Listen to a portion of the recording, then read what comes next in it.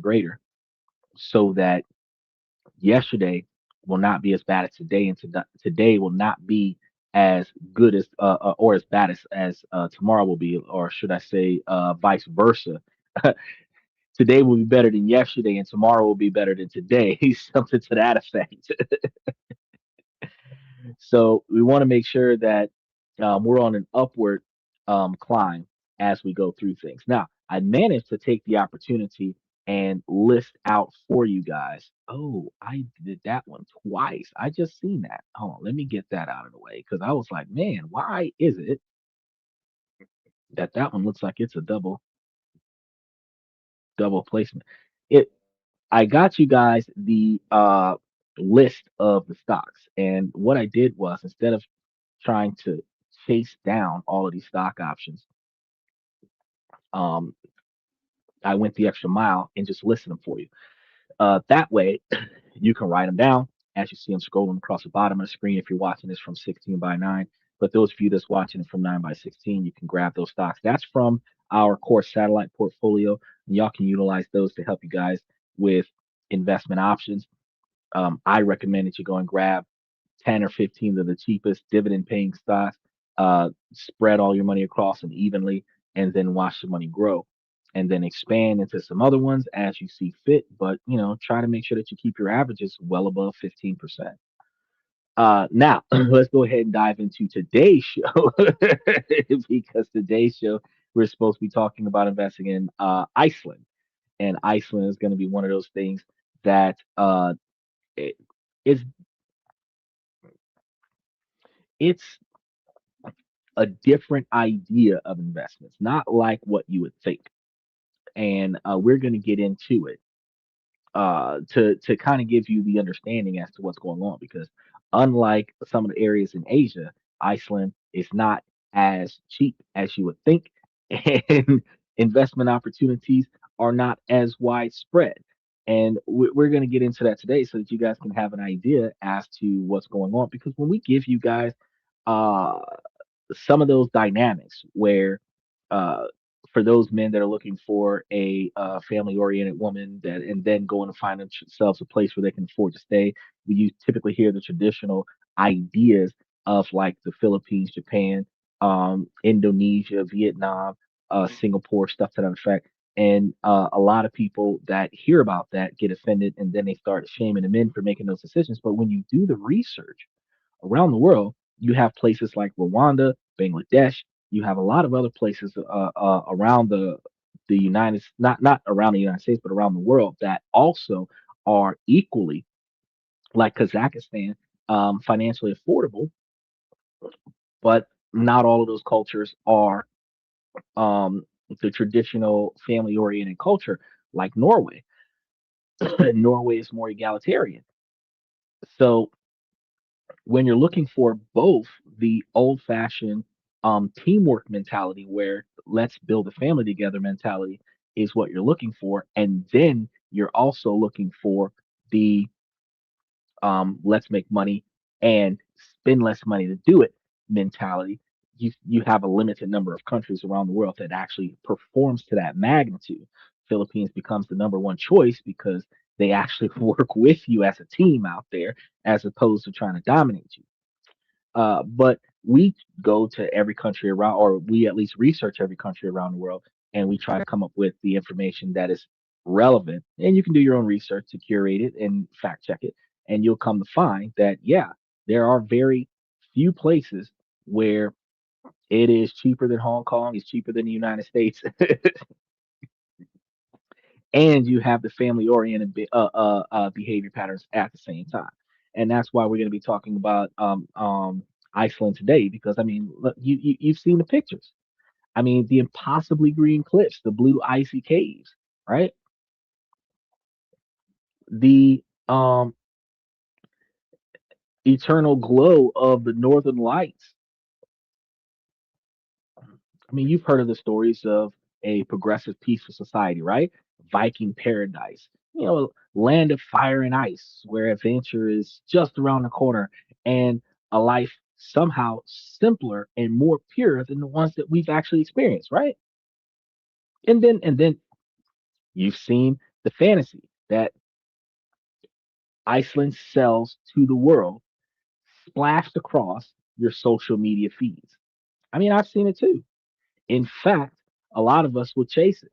A lot of us will try to move there to this remote island in the North Atlantic looking for that exact fantasy.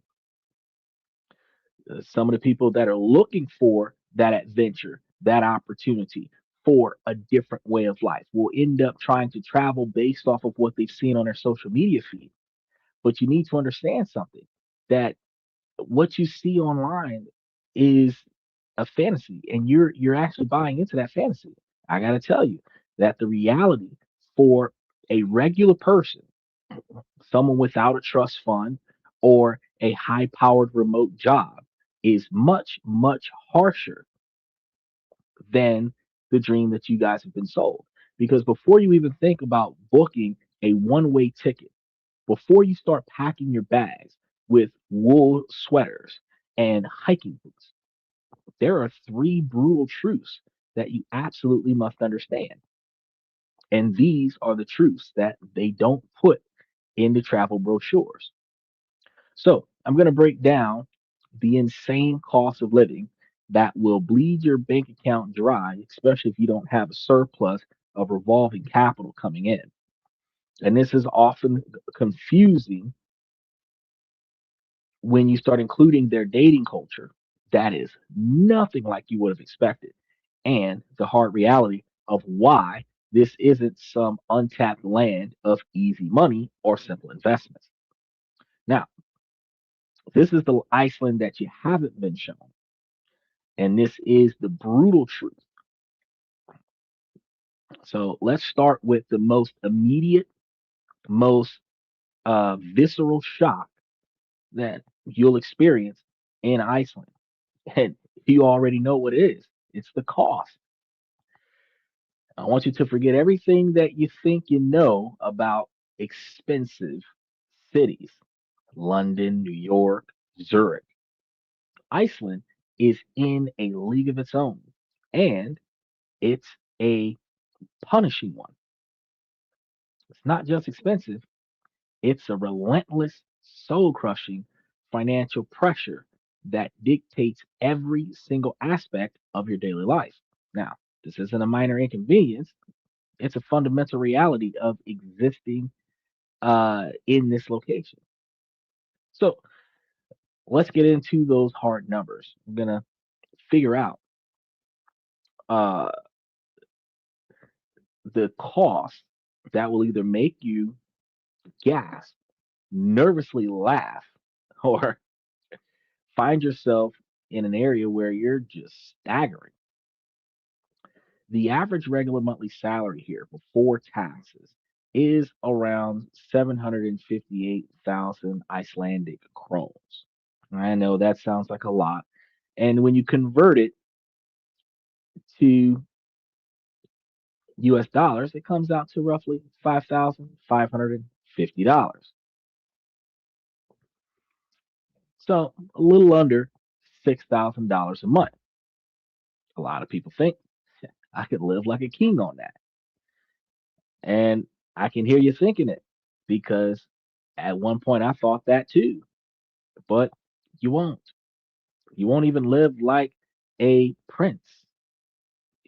You'll live like a humble servant to your own bills. First, let's talk about what the government takes before you ever see a single krona. Iceland has a progressive tax system, and it is not shy.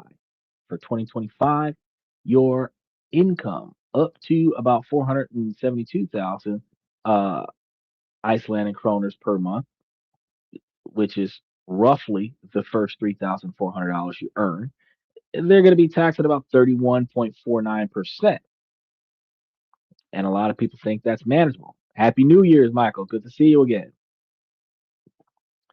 But then for every krona each that you earn above that, up to around 1.3 million Icelandic kroners, the tax rate jumps to 37.99%. And if you're a higher earner making more than that, it climbs to a staggering 46.29%. So the average 5,500 or $5,550 a month salary after taxes, you're looking at something closer to about $3,800 to about $4,000 easy landing into your bank account. And trust me, that money disappears faster than the daylight in December. Now, where does it all go? Well, let's start with the single biggest expense that every person has to have. It is the roof over your head. The rental market, especially in Rakajavi, where most people live and work, is brutal. A small one-bedroom apartment in the city center easily runs you from about 250 to 275,000 Icelandic kroners per month, and that's around 1,800 to 2,000 US dollars, which is between half, if not two-thirds, of all of your money. Let that sink in for a second, and that's post-tax income. On average, the cost of the roof over your head takes half your salary after taxes takes a quarter of it. Damn, that's just for rent. You want a three-bedroom for a family? Prepare to pay upward of 395,000 Icelandic kroners, which is over 3,100 US dollars, which is all of your money, and this is just the rent. And the reason is a perfect storm of a housing shortage that was never resolved after the 2008 crash, coupled with the explosion of tourism, which turned thousands of potential long term apartments into lucrative short term Airbnb rentals. And there are simply not enough places for people to live, and the landlords can and do charge whatever they want. Now, for an individual that wants to get into real estate, this is actually a green light. Because if you understand that there's an overpriced rental market, you can do one or two things. You can either get into a rental market and price with the market, or you can get in there like a bandit and price below the market and start serving the at risk community, turning over 100% usage of your properties and still making more than enough money to sustain, especially since you're not trying to live in that environment. So, think about this. If you pay the rent, you maybe have about 2,000 US dollars left for the entire month. Go grocery shopping. This is where the fantasy of living in a pristine natural paradise collides with the reality of living on a remote volcanic rock in the middle of the ocean because almost everything that is imported in, that apple, those bell peppers, that box of cereal, it all had to be shipped or flown in, and you are going to pay for every mile of that journey. The government also slaps high taxes and import duties on these goods, which is always going to be passed off on to the customers. So, walking through a virtual grocery store aisle, you want to make a simple chicken dinner. Pound of chicken fillet will set you back around $7 to $9.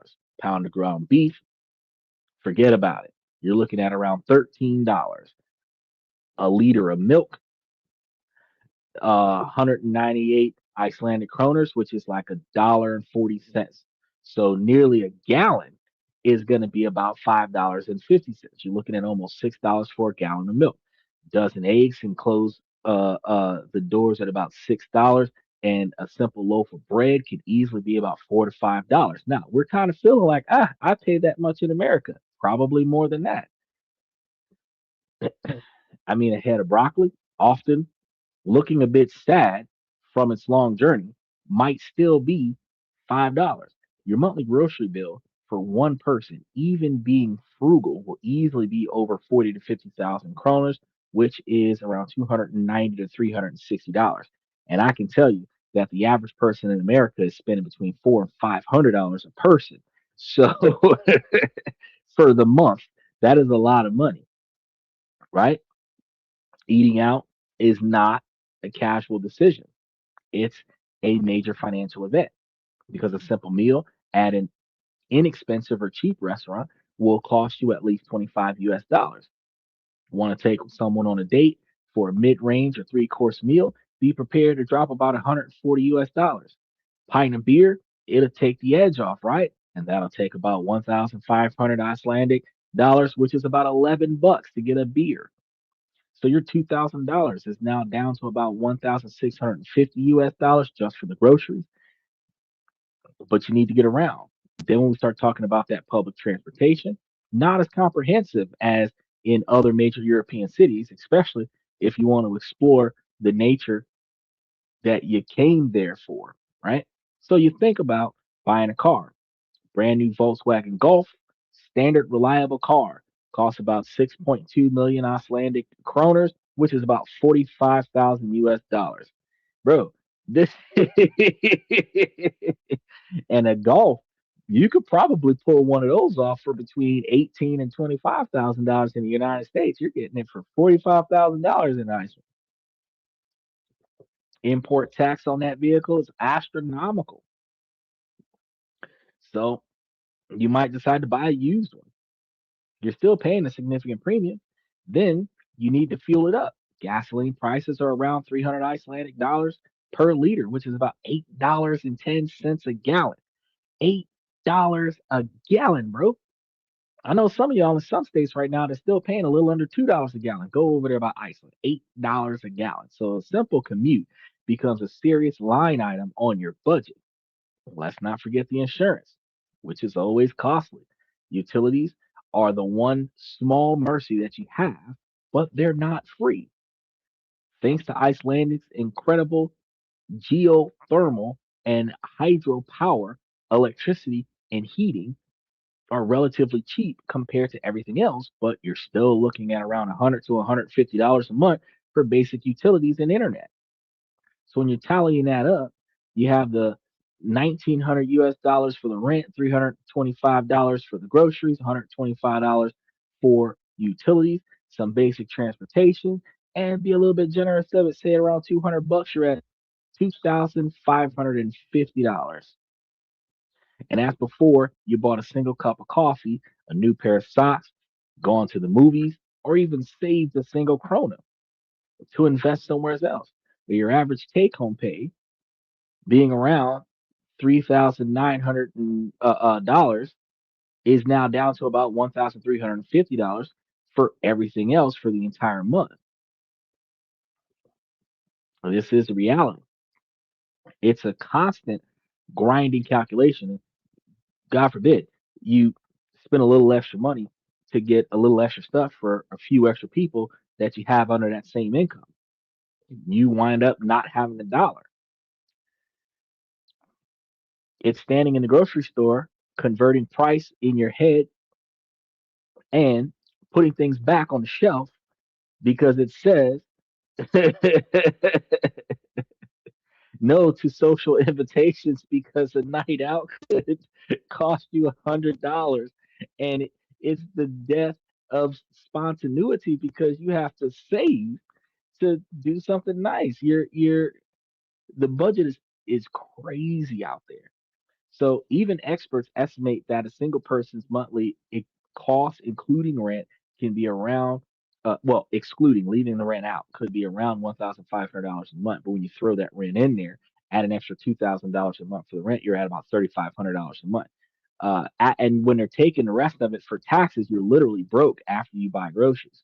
Um, Even with a good average salary, you're perpetually behind the numbers simply recognizing that the numbers don't work out for a regular person trying to build a life.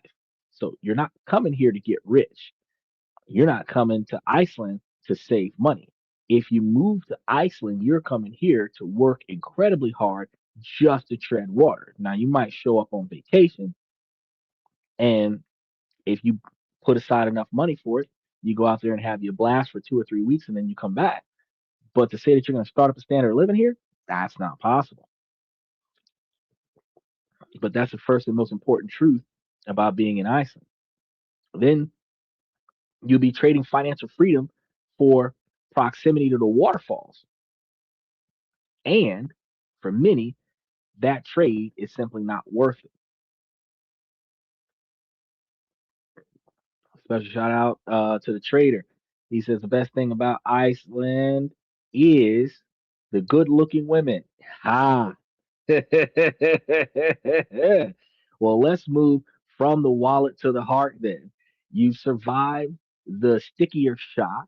You're living on instant noodles and free tap water, but you're in Iceland. So you're thinking, okay, at least I'll experience the dating, right? This dating culture that I've heard about so strong, the independent Icelandic women, the equality. Maybe I'll find a very beautiful Viking queen, right? That's what you said. You said the best thing about going to Iceland is the good looking women. Slow it down a little bit because just like the fantasy of a cheap cost of living, the fantasy of Icelandic dating is a far cry from complex.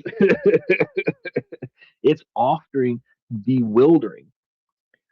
Reality that you're going to face is going to be so dramatic because you're coming from this as an outsider looking in.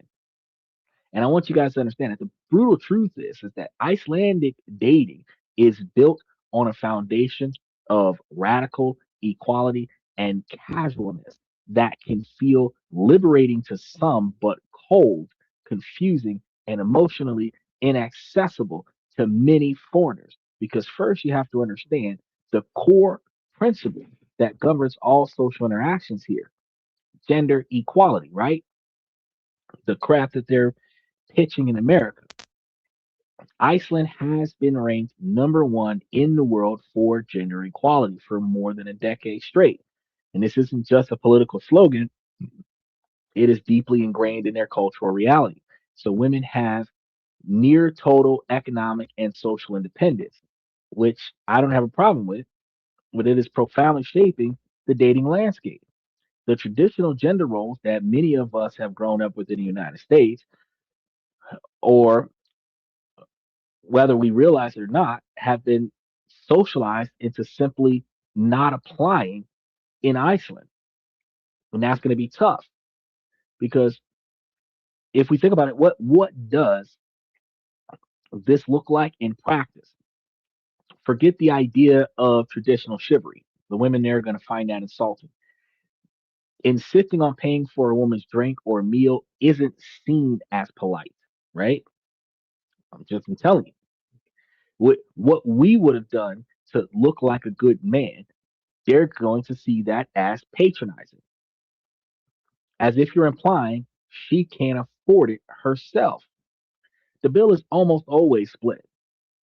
And the idea of a man pursuing a woman is also outdated there. Women are just as likely, if not more likely, to initiate contact. So you'd probably be safer hanging out in Iceland, not hitting on chicks, waiting for one to come and look at you. Just saying. And to ask for the numbers to suggest for meetups, this directness can be jarring if you're not using it.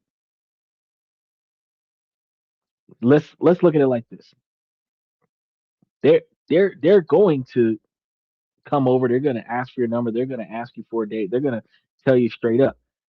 They like you, they want to go do something with you, whatever the case may be, which is completely different from reading mixed body language and the lack of verbal communication that we get from Western culture. There are no subtle games over there, no playing hard to get over there, which we're going to be covering that on one of our upcoming shows about how playing hard to get can sabotage your ability to be successful in a relationship. But specifically to this, the communication is expected to be straightforward and honest. So if they are not interested, they're just going to tell you no. They're not going to lie and say they have a boyfriend. They're just going to tell you no. The directness extends to physical intimacy.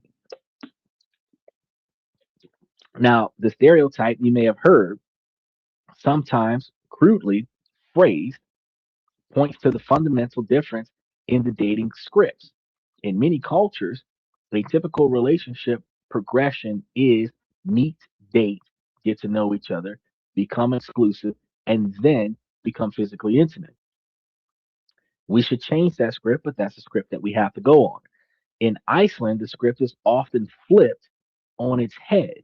It's incredibly common for people to meet at a bar or at a party, go home together, hook it up, and then maybe, hopefully, possibly decide if they want to see each other again for a cup of coffee. Let me run that back for you fellas. This is why passport bros be flying to Iceland. You go there, the chick picks you up at the bar, takes you back to her place, gives you a good time, and if you're good enough, then she'll decide if we're gonna meet for coffee so that she can find out what your name is. I'm just trying to tell you, there is a very different level of stigma that is attached to casual sex there for either gender. So just like guys have a body count, these chicks out there in Iceland can have a 2,000 body count and be proud of it. Mm. Ah, but like you said, right? They're cute, right? On pictures, on Google. But the casual sex over in Ireland, it is viewed as natural, normal parts of social life, not a monumental step laden with emotional meanings. So, for someone coming from a culture where sex is seen as a major milestone in a relationship, this can be incredibly confusing because you might think a physical encounter signifies the start of something serious. Well, when you're in the Icelander, it was simply a fun Tuesday night, and there is no implicit promise of a future relationship. Now, this is going to lead to the concept of the casual date because the first date in Iceland is rarely a formal dinner. It's considered too much pressure. Instead, it's grabbing an ice cream, going for a walk, meeting up for a coffee, which remember, this happens the night after because you guys have already slept together. It's a low investment, low pressure, and often low connection situation. Can we exist in the same place at the same time without an awkward feeling after what we did last night, kind of thing? It's the way of feeling each other out without really committing. Outdoor activities like hiking are also common, which sound romantic, but again, it's rooted in a particularly practical fashion that can feel devoid of romance to an outsider. Because I mean, you're existing. I'm gonna be honest with you. As much as I agree with hiking as a date, I'm lazy as food. You are not gonna have me tread 10 miles on a date with anybody. I don't care how cute you are. You might get the first 500 steps. But after that, you're carrying me the rest of the way. I don't have a Timberland Mastiff. I can't ride my dog the rest of the way. We didn't get Shetland ponies. I mean, you start talking about 10, 15 miles, and I know some folks, oh no, get your exercise. Look that. I already played Wii Fit at the house before we left. I did a whole gym workout on the video game console. I am not about to do it again out here. I'm too pretty for that. But for a short walk, 500, maybe 1,000 paces round trip. That's it, right? Developing a shared activity, not necessarily about a romantic connection. This all happens within the unique context of a tiny, close knit population. So everybody knows everybody except you. So the entire county The entire country has a population of around 400,000 people throughout the country. So you've got states like Louisiana, Arkansas, you got a few other states that have around about that many people. This is the entire country. Okay. There are cities in California, Florida, and New York that have more people than that in the city, in the state. Okay. They whole country 400,000 food. So you go to a city might have anywhere between 100 and 1,000 people there, and everybody then probably shagged everybody there. So you might actually be fruitful pickings because you're fresh meat. You're the only person in the neighborhood that hasn't been shagged yet. Uh, Reykjavik feels less like a capital city and more like a small town where everyone knows everyone else thoroughly.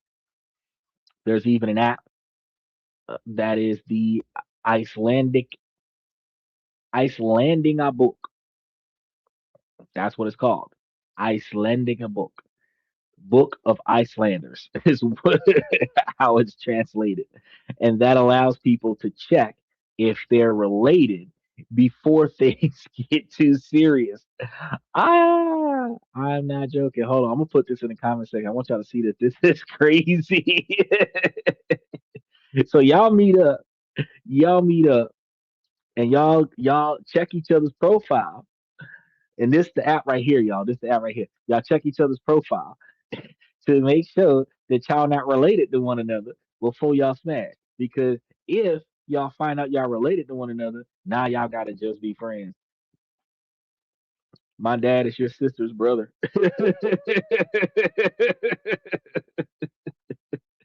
Oh boy. It's famous and true curiosity that highlights the small world reality of this town. But this small population has downsides for dating. Your social circles are incredibly intertwined. So the person you went on a date with last week is probably the cousin of your coworker or your best friend of your next Tinder match. And this creates a strange social dynamic because on one hand, people are very open and casual, but on the other hand, there's an underlining caution because reputations still matter even in the small town. Can't be the town whore, right? This can make it very difficult for a foreigner to truly break in because you're an outsider. People are friendly, but getting past a certain superficial level of connection can feel impossible because while they'll hook up with you because they don't know who you are and you're definitely not related to them, turning it into something more serious, you're not part of the clique yet. Icelanders have often had tight knit groups of friends that they've known since childhood, and those circles can be notoriously difficult to penetrate, even though the women aren't that difficult to penetrate. So you might find yourself having a lot of casual, friendly interactions, but feeling profoundly lonely because the emotional investments are not there. The dating pool is also transient. Iceland has a significant number of people who are there temporarily: students, seasonal workers, travelers. This contributes to the casual, non committal nature of the relationships. So, why invest deeply in someone who is likely leaving in the next 6 months? For someone looking to build something lasting, this can be very frustrating. You're swimming in a sea of maybes and guaranteed goodbyes. So, what does this all mean for the average person? Well, it means that you need to recalibrate your expectations entirely for this particular type of culture. And if you're looking for a traditional relationship structure, you will not find it here because if you equate physical intimacy with emotional commitment, you will likely get hurt.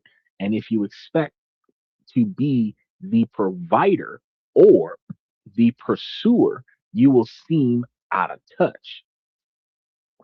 Because since the women will approach you, if you're approaching them, you might be perceived as desperate. Because irony is, you be the only guy there pursuing, well, you and the other foreigners. The brutal truth of Icelandic dating is that its focus on equality and casualness can create a landscape that feels emotionally barren for those not accustomed to it. It requires a thick skin and a complete shedding of cultural baggage. You must embrace a level of directness that might feel blunt, a degree of casualness that might feel cold, and an independence that can sometimes border on indifference. So the strong, independent Icelandic woman is not waiting to be swept off of her feet. She's standing firm on her own 2 feet, and you're welcome to stand beside her as an equal if you want to, but don't for a second think that she needs you to hold her up, because that is the second brutal truth. Now, look, I know this is a lot to take in, some pretty heavy stuff, and we're only two-thirds of the way through it. So if you're finding the information valuable, if you're opening your eyes to different sides of Iceland and a lot of the topics that we cover on the show, then do me a favor and make sure that you hit that subscription button if you haven't done so already. Like and subscribe to the channel, hit those notification buttons, hit the favorite button if you're watching us from Twitter, or if you're watching us from Twitch, hit that favorite button because I'm putting this out there because it is what I believe that we all need to know before we go to places like this. And I want to hear from you guys because you guys have to tell me if you've ever been to Iceland. Let me know what you think. Did you experience any of the stuff that we're going through? What's the most surprising thing that you've learned so far? Drop that information into the comment section because we're more than willing to share the real stories and be better prepared so that when we go to whatever country we're traveling to, we know exactly how we're supposed to conduct ourselves. Because when in Rome, you do as Romans do, right? Okay, now let's get into that final brutal truth, the other third of the show. This is going to bring us to the one truth that shatters the dream of Iceland as some kind of undiscovered frontier for wealth and opportunity. We always got to talk about the money, y'all. And that myth of easy money, that's what we're about to break down right now. Oh, look at that. 9 minutes. 11:52. We got 9 minutes. I know y'all, the 1,001 people are gonna drop their cell phones and scream Happy New Year's and clean glasses as I sit here and drink my Sam's Club bottle of water. Um, it's cheaper than a bottle of champagne. Happy New Year. Um, you might look at this small town.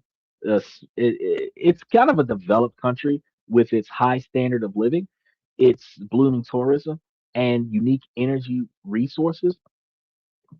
But you might think there must be a way in, right? There must be an angle for a regular guy to invest, to start a business, to get a piece of the pie, right?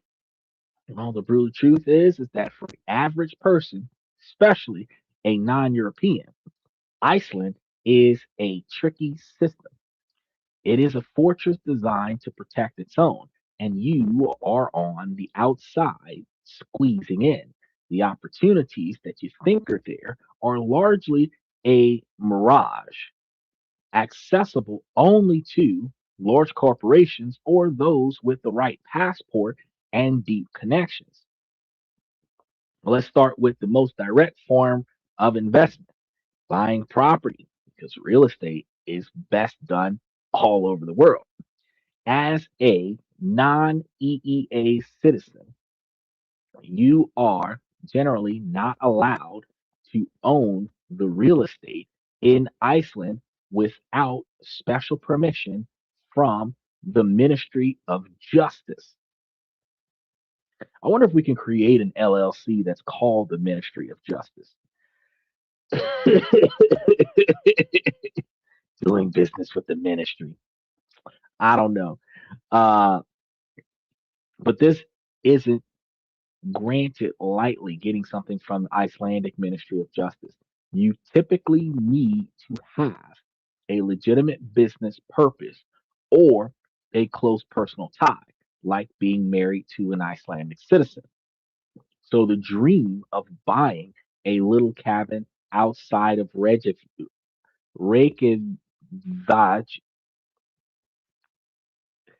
and renting it out on an Airbnb scenario, that is a non-starter. The government has rules to prevent exactly that, trying to protect its housing market from foreign speculation.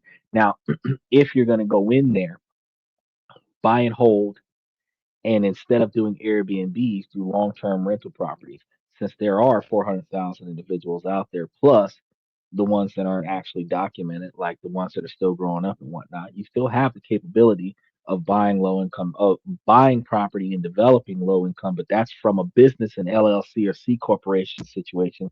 You're doing a foreign domestic business where you're setting up something where you're going to be trying to provide long term housing for individuals out there. It's doable, but there's a lot of red tape in there. This one rule is a massive barrier, shutting down one of the most common avenues for personal investment available in other countries.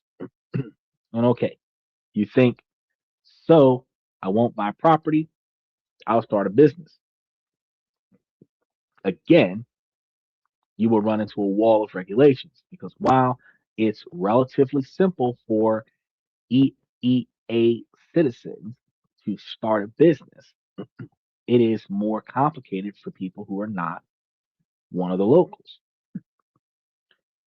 To form certain types of companies, the founders and directors must be residents of an EEA or OECD country. And this means that unless you have a European business partner who is willing to take the lead, or you navigate a complex residency process, your dream might be dead on arrival. So the system is designed to keep control of the economy in local and European hands, just like the Philippines.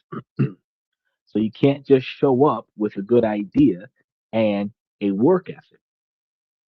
You need the right credentials, the right passport, and often the right partners. Even if you navigate that, what sectors would you invest in? The local Icelandic economy is strong, but it's not diverse. It stands on three main pillars: tourism, fishing, and energy intensive industries like aluminum smelting. These are not industries uh, that are small, which independent investors can easily break into.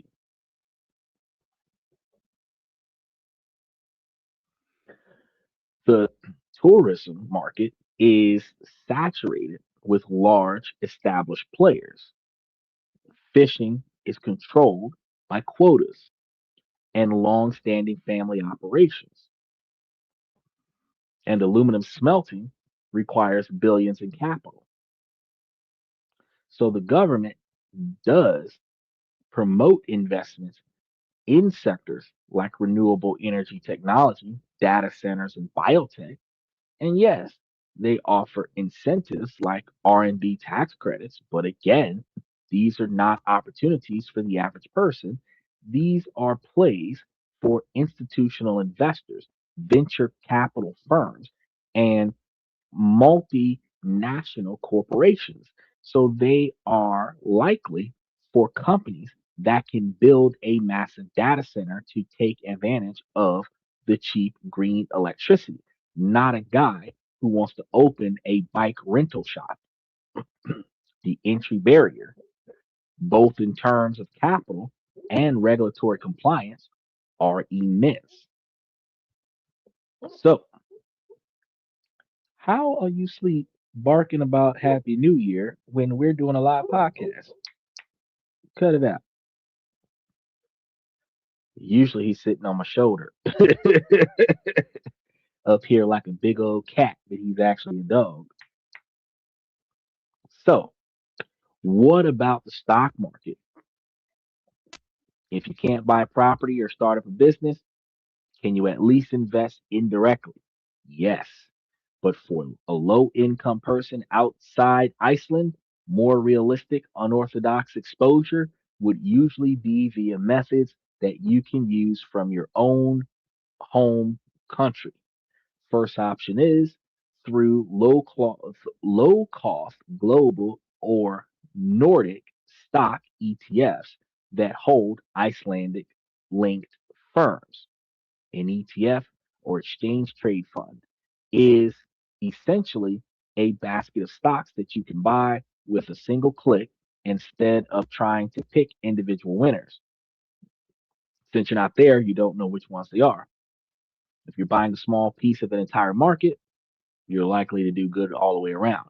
However, you need to be clear about what you're getting. You're not buying a pure Icelandic fund, you're buying a Nordic fund where Icelandic companies like Merrill or Icelandair might make up a tiny fraction of that total investment alongside dozens of other companies from Sweden, Denmark, Finland, and Norway, which we need to cover Denmark coming soon as well. It's a very diluted exposure. A second, more accessible path is using micro investing apps in your own country that allows for tiny, regular contributions. These are the apps that let you invest your spare change or put away $5 or $10 a week automatically, where you can set up tiny, regular contributions into broad based global and European stock funds. Again, Iceland's portion of this will be very, very minuscule, maybe a fraction of a percent point, but it's a way to get some skin in the game with almost no capital. But let's be realistic. This is not the Icelandic opportunity that you were dreaming of. Hell, it wasn't the Icelandic opportunity we were dreaming of with the women when you said that the Icelandic women were good looking. They're good looking, but if 400,000 people have interacted with 400,000 people, each chick might have 10,000 bodies.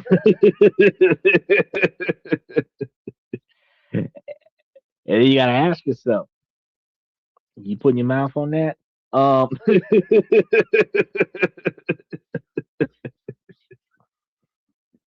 But this is just a standard.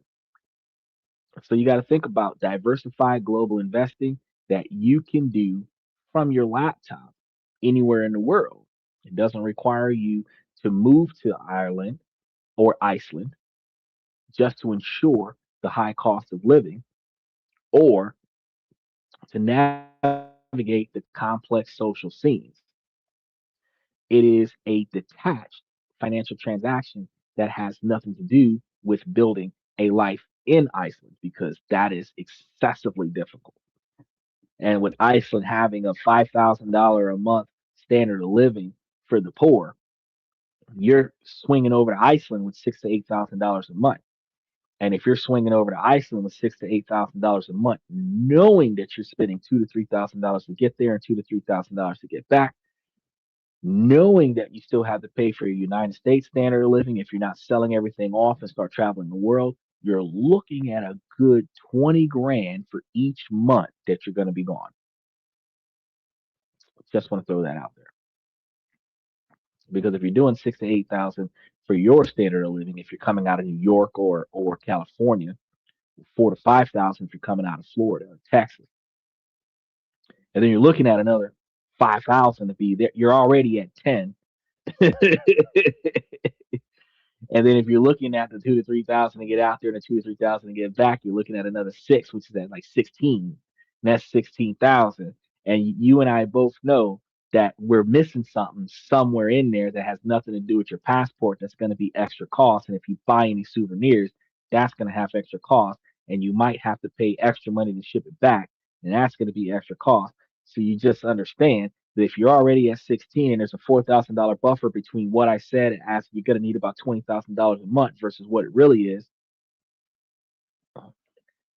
you know what I mean? And $20,000, that's for some people is their whole annual salary. So for a per month basis to be there 3 months and 60 grand, that's a full salary at a Wendy's. That's an annual salary.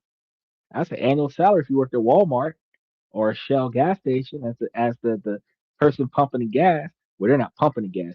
They're pushing a button on the screen to have it release the gas. But you understand my point. The most viable investment for a regular guy in Iceland is not in capital, but in skill. So the country has a tight labor market and a need for workers in specific fields, particularly in tourism, construction, and healthcare. So, I mean, if you can wait tables, bartend, clean stuff up, you got a good spot there. If you've got experience in construction and you can build some shit, you got a good price there. If you've done your due diligence in the healthcare industry and you're not finding what you're looking for in America, you can go to Iceland and they got you there too.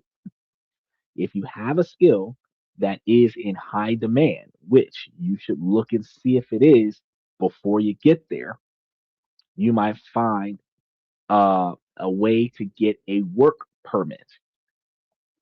The catch, the employer often has to prove that no Icelander or EEA citizen could do the job that you're doing.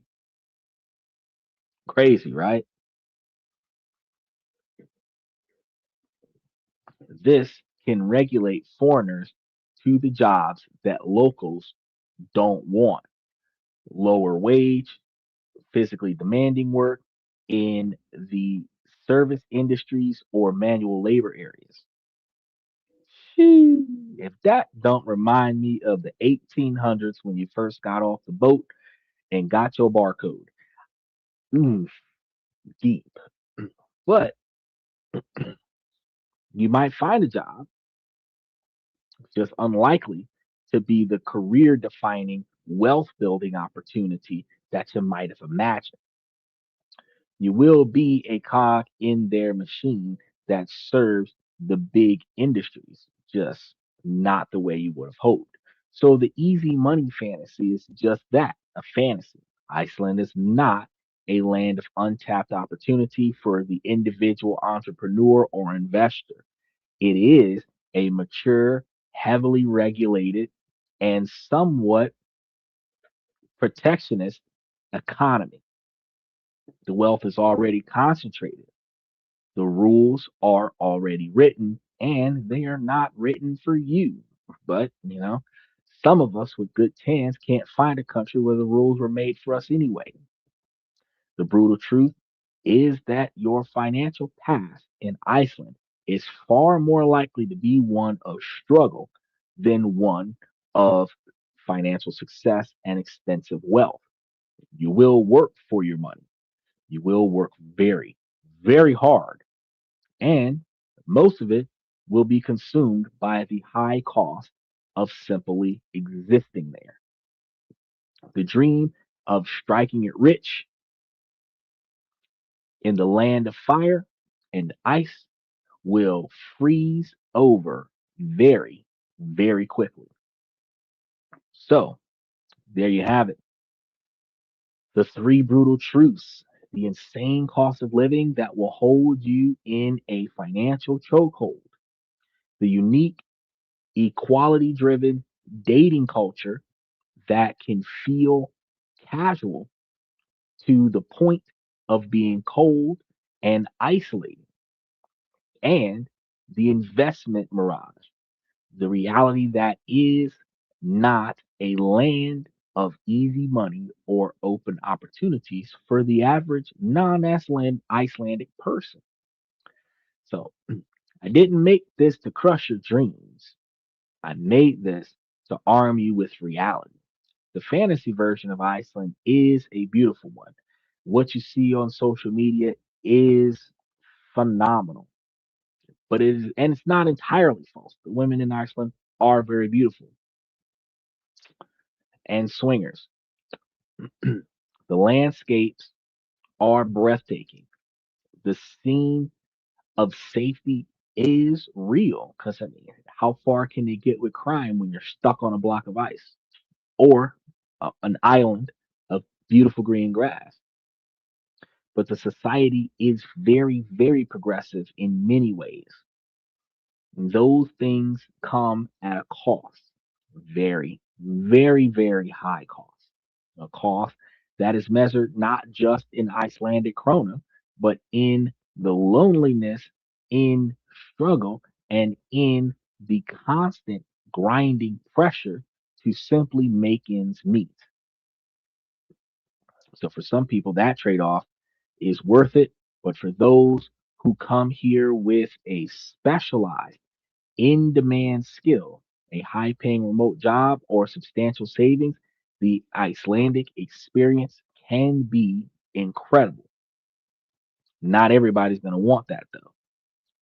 But for the regular guy, the guy working a service job, the guy trying to save up, the guy looking for a connection, for a traditional family, traditional oriented person where you can build wealth from the pennies in your pocket, the reality is much, much harsher than the fantasy you've been sold over the years.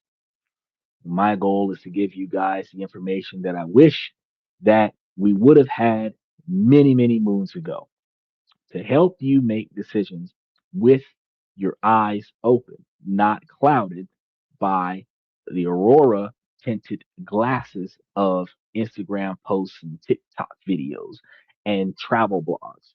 The truth about Iceland is that it's beautiful, but its beauty is matched only by its difficulty. It is a land of incredible highs and crushing lows. It is a magical and very, very brutal place. So before making any life changing decisions, you need to ask yourself honestly if you are prepared for that, because that is the brutal honesty. Now, if tonight's show has helped you, if it's given you more balanced perspectives, make sure that you take that opportunity. I'm going to tell you guys one more time to subscribe and share this with somebody who needs it because most importantly, I want you guys to tell me what your stories are. If not Iceland, have you guys traveled to a different country that was not what you thought it was before you got there? What was your biggest takeaways from it? Make sure that you leave any questions or experiences that you have in the comments because I want to make sure that we continue these discussions and make them very real. But before we go anywhere, I want to make sure that we touch base on something really simple. Because ladies, I mean, I understand that y'all have y'all's observation of these things. If a man is in his area, whether it's his neighborhood, his city, his state, and he cannot find what he's looking for, he's going to research how much it approximately should cost. And if he's wise, he's going to overstate that by a lot. Then he's going to make a plan so that he can budget to go and take care of that. Now, the ideology here would be that the standard of living, because he's going there and coming back, the standard of living in the United States is going to be fixated. So, whatever your standard of living is, you're going to put enough budget aside to cover that. Then the amount of money it takes to get there and come back, plus the amount of money that you expect to pay, overstating that as well for the amount of time that you're going to be gone. When you start thinking of places like the Philippines, Japan, stuff like that, where the cost of living is less than $1,000 a month, in certain areas, $1,500 a month, in others, $2,000, you're living more than comfortable. The average American will tell himself, well, I'm going to do myself a justice and make sure that I have $3,000 a month worth of capital available just in case of emergencies, right? Let's say you want to be there for 90 days, you're looking at $9,000. If your American standard of living is $3,000 a month, you're looking at $18,000. Then the flight over there is going to be about $2,000, and the flight back is going to be $2,000. So now you're looking at $22,000 for 90 days. Um, if that's the plan, and this is one person holding themselves down, where their American standard of living will still be there when they come back, and they're going to spend 3 months in another country and then come back, right? So when a man plots this, he puts his budget aside, he invests in his budget, or he invests in stocks that's going to make the budget, and he builds up 22, he might build up 25 just to be on the safe side, so that he could take that 25 and go out there and execute that. If he finds what he's looking for and he brings that back, the person that he brings back, he would have had invested more money to meet that person and bring that person back than what it would cost to buy a brand new Honda Civic cash up front. And I just want to put that dynamic out there because, ladies, it doesn't cost 25 grand for a man to meet that same style of person here in the United States. Happy New Year. Happy New Year. The flavor's sweet. Happy New Year. I appreciate you dropping by during the New Year rollover. So when we think about the dynamic that we have in the US culture, in the Western culture, where the women are not satisfied with the type of men that's left in the dating pool, the men are not satisfied with the type of women that are in the dating pool. The men are looking for change elsewhere. The women are pissed off that the men are looking for change elsewhere. And the dynamic is not changing. The ladies are not mad at the men because of how the men behave. They're mad at the men because of where the men spend their money. The men are mad at the women because of how the women behave, and the men are not willing to spend their money on women that behave the way they behave. Now, ladies, y'all can change how the men spend their money because y'all control the narrative. Change your behavior. So many of the women that are over the age of 35 believe that a man is supposed to accept her as she is, flaws and all, but he is not going to be accepted with any flaws. Um, she knows what she wants, but she does not have to figure out or care about what the man wants. And he must be the type of man that she expects him to be, even though she is not going to be the type of woman that he expects to have. Ladies, y'all got to change the dynamic. Because if that's not a list of that's not just a double standard. That's just a complete surrender. Because if the roles were reversed, ladies, and y'all were the ones that had to accept the man for who he was, but y'all had to meet explicit expectations. He knows what he wants, and you have to comply with that, but he doesn't have to do anything that you want. Y'all would be pissed. It's a shoe on the other foot method. Y'all would be pissed. And I ask because with Iceland being the egalitarian equality society, that it's not like Norway, but I mean, it's there. That's the kind of culture, ladies, that y'all are looking for.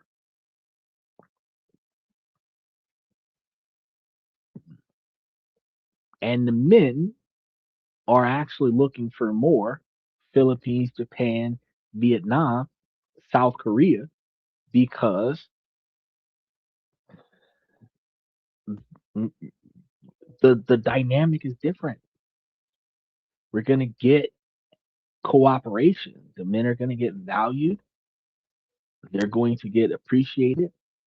They're going to receive effort from their partner that helps the man function so that the man can put more effort into providing for their partner.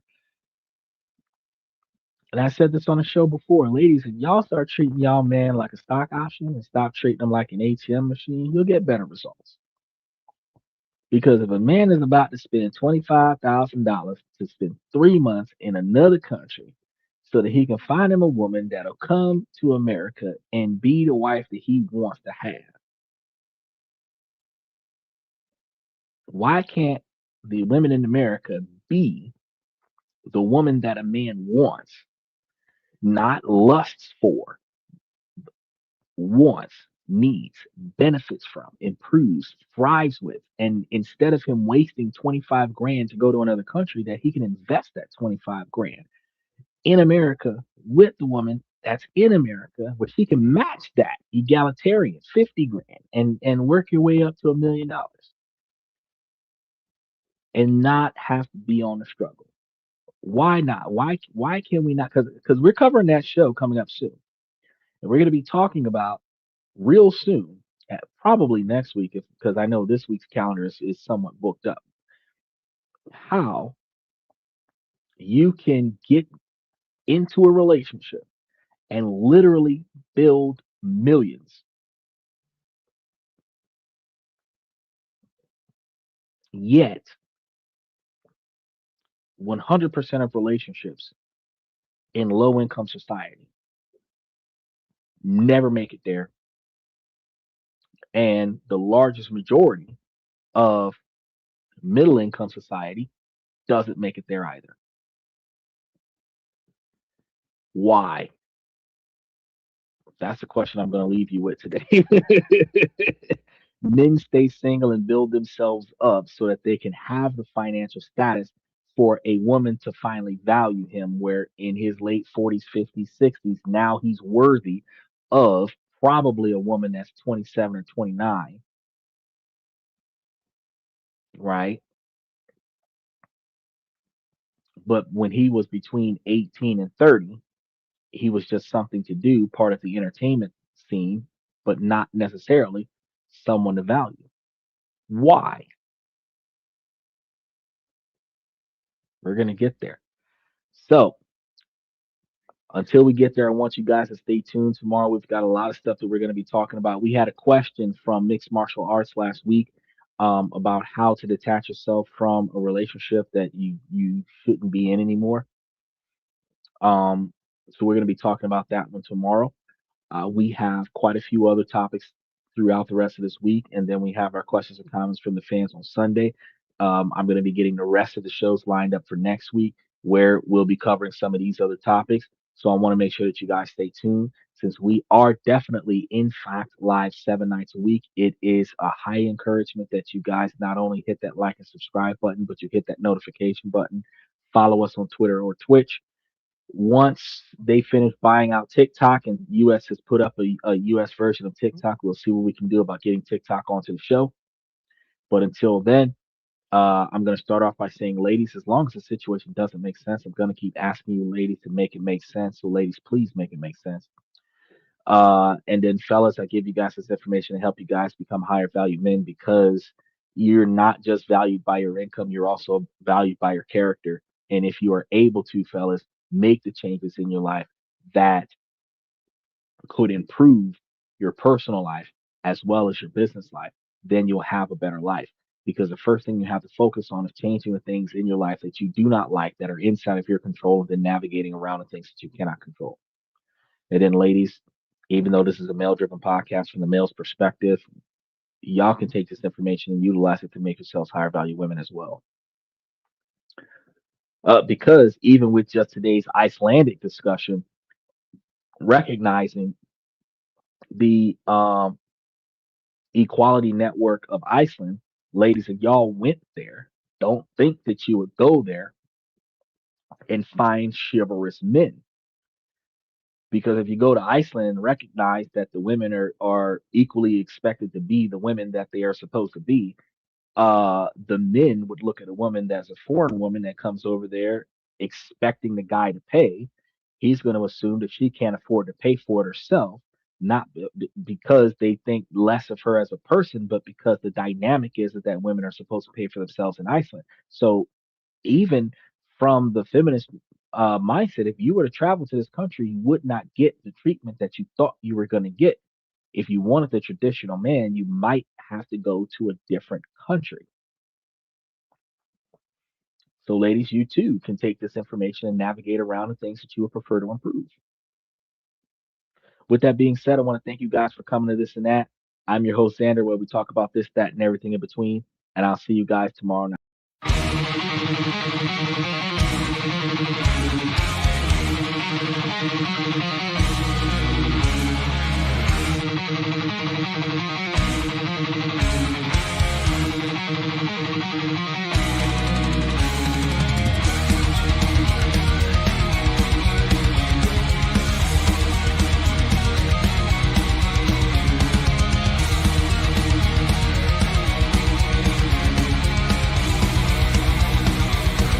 Higher ground.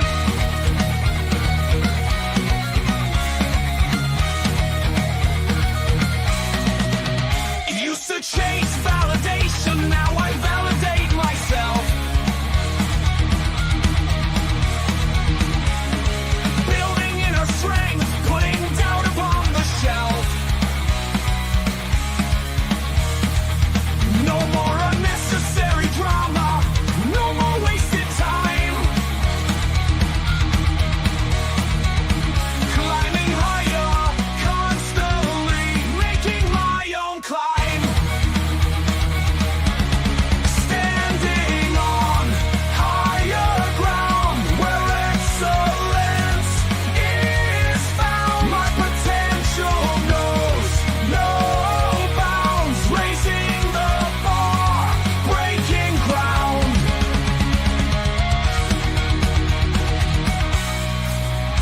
My network is my net worth. Choose your company wise. Surround yourself with eagles, not with sheep in disguise. Every interaction is a reflection of my brand. Quality over quantity, that's my personal command. I'm not landing on higher ground where excellence is found. My potential knows no bounds, raising the bar, breaking ground.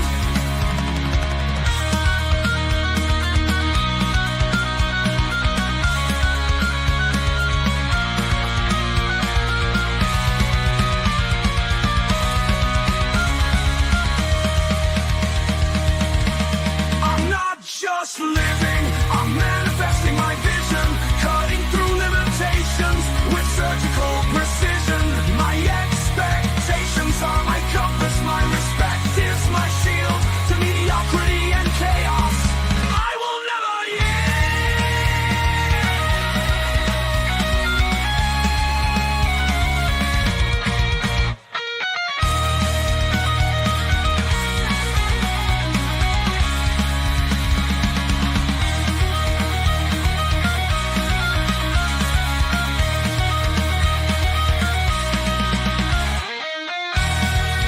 I'm not just living, I'm manifesting my vision, cutting through limitations with surgical precision. My expectations are my compass, my respect is my shield to mediocrity and chaos. I will never yield.